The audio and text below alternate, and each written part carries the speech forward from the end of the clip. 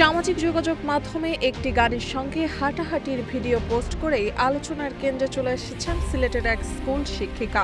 ফেসবুকে রিলস প্রকাশের পর শুরু হয় ব্যাপক ট্রোল ও সমালোচনা। তবে এই ঘটনায় ভিন্ন অবস্থান নিয়েছেন প্রাথমিক ও গণশিক্ষা প্রতিমন্ত্রী ববি হাজ্জাজ। তার ভাষ্য, গান গাওয়া বা এমন ভিডিও প্রকাশকে তিনি অন্যায় বলে মনে করেন না।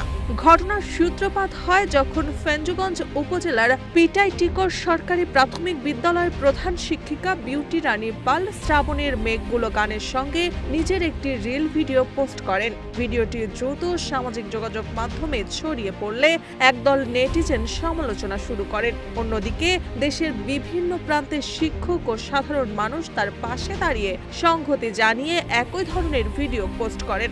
এদিকে স্থানীয় শিক্ষা প্রশাসন জানিয়েছে, সরকারি কর্মচারীদের আচরণবিধি ও সামাজিক যোগাযোগ মাধ্যম ব্যবহারের নির্দেশনা লঙ্ঘিত হয়েছে কিনা তা তদন্ত করে দেখা হবে। এ বিষয়ে তদন্ত কমিটি গঠনের প্রস্তুতি চলছে।